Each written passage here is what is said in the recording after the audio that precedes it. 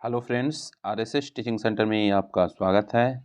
आज हम बात करेंगे टेक्नीशियन जो 24 तारीख को फर्स्ट शिफ्ट और सेकंड शिफ्ट में जो एग्ज़ाम पड़ा है उसके हम क्वेश्चन के हम डिस्कशन करेंगे। तो देर ना करते हुए और इसका जो पीडीएफ सेंड कर दिया जाएगा आरएसएस टीचिंग सेंटर टेलीग्राम पर। तो फर्स्ट नंबर क्वेश्चन से चलते हैं। यूनेस्को की विश्व धरोहर समिति का 46वां सत्र कहाँ हुआ? यानी कि 46 सत्र की बात कर रहा है, कहाँ आयोजित किया गया? तो इसका सही आंसर भारत हो जाएगा। 21 से 31 जुलाई 2024 को आयोजित हुआ था। हम यूनेस्को की बात करेंगे तो इसका स्थापना 16 नवंबर 1945 को हुआ। मुख्यालय की बात करेंगे तो पेरिस हो जाएगा, फ्रांस की राजधानी पेरिस हो जाएगा। नेक्स्ट क्वेश्चन करा 2800 येलो रेटिंग हासिल करने वाले दूसरे भारतीय शतरंज खिलाड़ी कौन बने हैं? तो इसका सही आंसर अर्जुन अर्जुन एरिगैस्की हो जाएगा, जो तेलंगाना के रहने वाले हैं, अर्जुन एरिगैस्की। और बात करेंगे पहले भारतीय जो विश्वनाथन आनंद जो 2800 येलो रेटिंग अंक यानी कि पहले जो प्राप्त किए थे ये विश्वनाथन आनंद थे। और दूसरे भी भारतीय बने हैं कौन? अर्जुन एरिगैस्की बने हैं जो तेलंगाना के हैं। नेक्स्ट क्वेश्चन की हम बात करेंगे तो कह रहा है कि वित्त वर्ष 2024-25 के केंद्रीय बजट में रक्षा मंत्रालय के लिए कितनी राशि आवंटित किया गया है? तो इसका जो सही आंसर हो जाएगा 6,21,940.85 करोड़ रुपये हो जाएगा इसका सही आंसर। नेक्स्ट क्वेश्चन की बात करेंगे तो करा रक्षा अधिग्रहण परिषद के अध्यक्षता कौन करता है? तो इसका सही आंसर रक्षा मंत्री जो अभी वर्तमान में राजनाथ सिंह हैं। नेक्स्ट क्वेश्चन की हम बात करेंगे तो क्वेश्चन पूछा गया था कि उड़ीसा विधानसभा चुनाव 2024 किस पार्टी ने जीता? तो जीता था भाजपा जो बीजेपी 78 सीट जीता था, 78 सीट पे जीत मिली थी। जबकि बीजू जनता दल की बात करेंगे तो 51 सीट इसको मिला था और कांग्रेस की बात करेंगे तो 14 सीट मिला था। बात करते हैं 2000 से 2024 तक के उड़ीसा के इतिहास में सबसे लंबे समय तक मुख्यमंत्री रहने वाले बीजू जनता दल के कौन थे? नवीन पटनायक थे। जो वर्तमान टाइम की बात करेंगे तो उड़ीसा के मुख्यमंत्री अभी वर्तमान टाइम में मोहन चरण मांझी हैं। कौन है? मोहन चरण मांझी हैं। और आगे शिफ्ट में पूछे जाने की संभावना है तो जरूर ध्यान दीजिए। फिर नेक्स्ट क्वेश्चन पूछा था मुख्यमंत्री महिला सम्मान योजना किस राज्य या यूटी ने शुरू किया है? तो दिल्ली हो जाएगा। मुख्यमंत्री महिला सम्मान योजना 2 यानी कि 2100 रुपये वित्तीय सहायता के द्वारा यानी वित्तीय सहायता प्रदान किया जाता है। तेलों का हाइड्रोजनीकरण कौन सी क्रिया है? तो ये पूछा गया था, तो ये रासायनिक अभिक्रिया है यानी कि रासायनिक क्रिया है। उसके बाद नेक्स्ट क्वेश्चन पूछा गया था निम्नलिखित में से कौन सा प्राणी अपना लिंग बदल सकता है? तो घोंघा हो जाएगा। ऑप्शन में घोंघा था तो घोंघा हो जाएगा। उसके बाद क्वेश्चन पूछा था दबाव का इकाई क्या है? तो इसका सही आंसर पास्कल हो जाएगा। उसके बाद पूछा गया था कोशिका झिल्ली का मुख्य कार्य क्या है? तो कोशिका में पदार्थों के प्रवेश व निष्कासन पर नियंत्रण रखना हो जाएगा।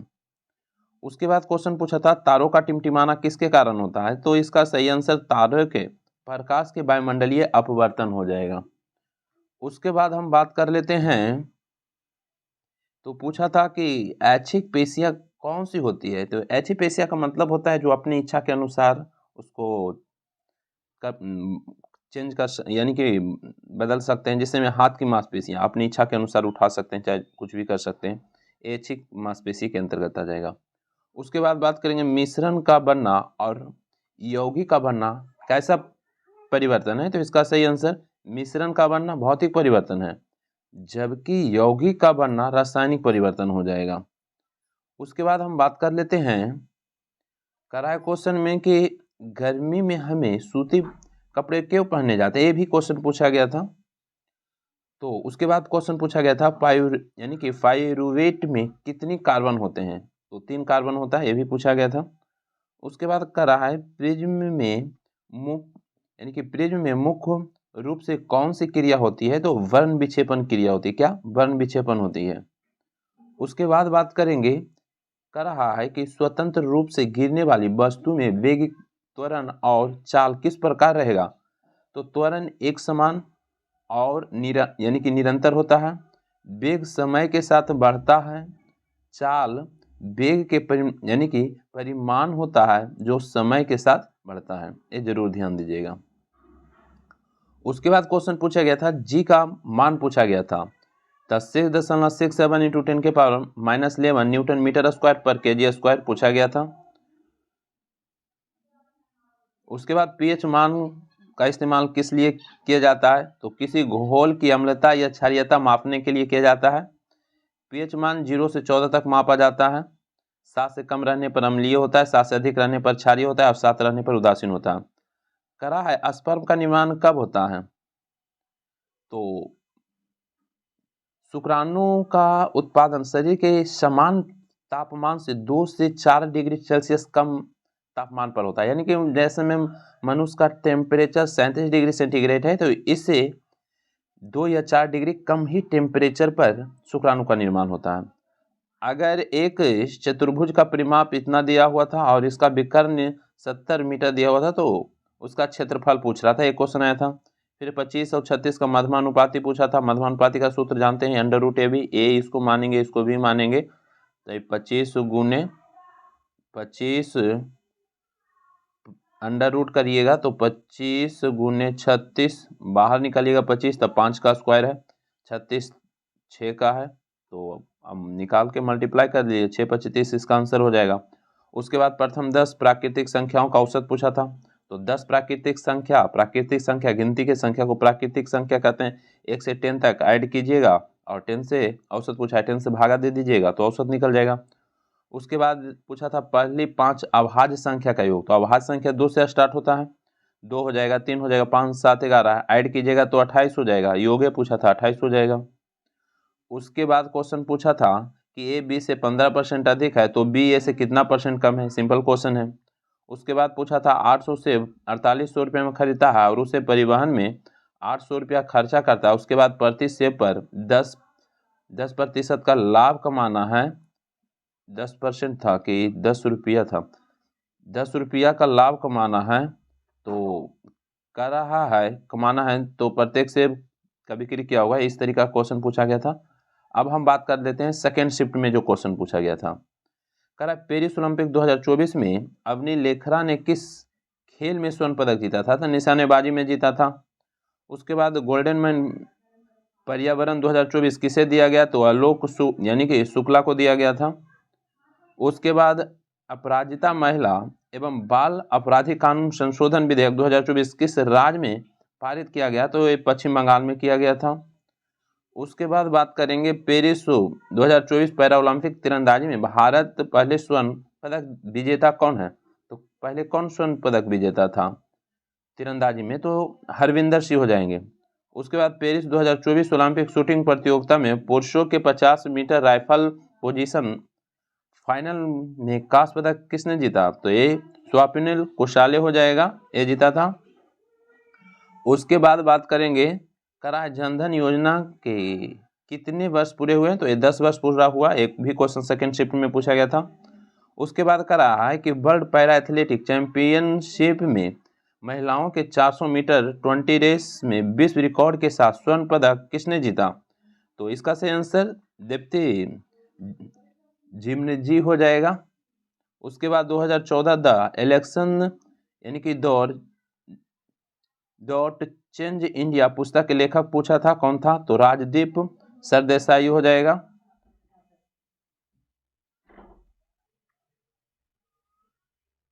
नेक्स्ट क्वेश्चन की बात करेंगे तो इसमें क्वेश्चन पूछा गया था निम्नलिखित में से कौन जीवित जीवाश्म है? तो यहाँ पे ऑप्शन में दिया हुआ था चिनगाजो और यानी कि बिलोबा था, ये हो जाएगा।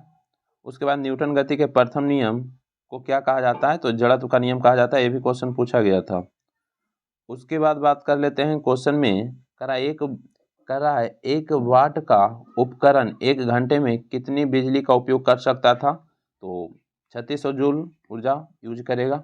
उसके बाद क्वेश्चन पूछा गया था लेंस के क्षमता और फोकस दूरी में क्या संबंध है? तो लेंस के क्षमता उसकी फोकस दूरी के व्युत्क्रम के रूप में परिभाषित है।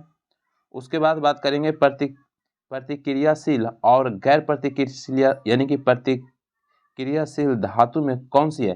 तो सबसे अधिक प्रतिक्रिया की बात करेंगे तो पोटेशियम होता है, उसके बाद सोडियम होता है। तो यहाँ पर सबसे यानी कि सोडियम हो जाएगा, और सबसे कम प्रतिक्रिया की बात करेंगे तो सोना हो जाएगा। तो यहाँ पर सबसे अधिक में पोटेशियम के बाद सोडियम ही होता है, और सोना सबसे कम प्रतिक्रियाशील होता है। उसके बाद बात करेंगे तो कह रहा है क्वेश्चन में कि एक प्रतिबिंब की ऊंचाई 30 सेंटीमीटर है और वस्तु की ऊंचाई 3 सेंटीमीटर है, आवर्धन क्या होगा? तो इसको बनाइएगा तो 10 हो जाएगा। दाब का ऐसा ही मात्रा की बात करेंगे तो पास्कल हो जाएगा। फिर क्वेश्चन पूछा गया था चतुर्था और मध्वानुपाती से। उसके बाद बात करेंगे तो कह रहा है संवेग की दर किसके समानुपाती होता है? तो वस्तु के लगाए गए बल के समानुपाती होता है। अंतःद्रव्य जालिका कितने प्रकार की होती है? तो 2 प्रकार के होता है। अवतल दर्पण से क्वेश्चन पूछा गया था। उसके बाद हम बात करेंगे कोलाइडी के कण किस पर निर्भर करता है? तो विचाराधीन विशिष्ट कोलाइडी यानी कि कोलाइड व्यवहार पर निर्भर करता है।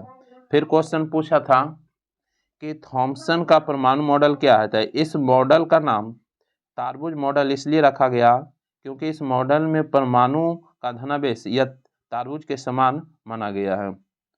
उसके बाद बात करेंगे तो कह रहा है किसी ठोस के बिना तरल में बदले सीधे गैस में बदलने की प्रक्रिया क्या कहा जाता है? तो ऊर्ध्वापातन कहा जाता है।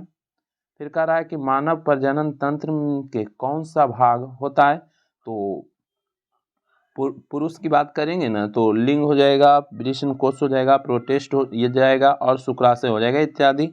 ये सब मानव प्रजनन तंत्र का हिस्सा है। उसके बाद बात करेंगे कह रहा है कि किसी परमाणु के द्रव्यमान संख्या निकालने का फॉर्मूला क्या है? तो द्रव्यमान संख्या निकालना है तो प्रोटॉन और प्लस न्यूट्रॉन की संख्या को ऐड कर देंगे।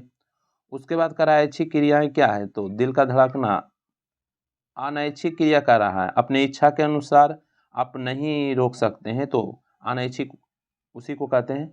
तो दिल का धड़कन आप रोक नहीं सकते हैं तो अनैच्छिक हो जाएगा। और बहुत सारा क्रिया है जो और ऐच्छिक क्रिया में आप अपने अनुसार रोक सकते हैं। फिर कह रहा है क्या फोर्स दिया गया था, विस्थापन दिया गया था, संवेग पूछ रहा था, एक क्वेश्चन था। उसके बाद बात करेंगे तो क्वेश्चन पूछा गया था समांतर चतुर्भुज के बारे में पूछा गया था। एक गोलीय दर्पण का प्रतिबिंब कैसा होता है? ये भी क्वेश्चन पूछा गया था। उसके बाद गोल्जी बॉडी के कितने घटक होते हैं? तो 4 घटक होते हैं। तो इस तरीका का क्वेश्चन पूछा गया। तो बस आज भर इतना रहने देते हैं, फिर अगला जो शिफ्ट आएगा उसका भी आज 25 तारीख है, इसका भी क्वेश्चन डिस्कशन किया जाएगा। तो बस इसका PDF RSS teaching centre Telegram पर डाल दिया जाएगा। वीडियो समाप्त करते हैं। वीडियो अच्छा लगता है तो लाइक कर दीजिए, चैनल पर पहली बार आए तो सब्सक्राइब कर दीजिए। वीडियो समाप्त करते हैं। जय हिंद, जय भारत।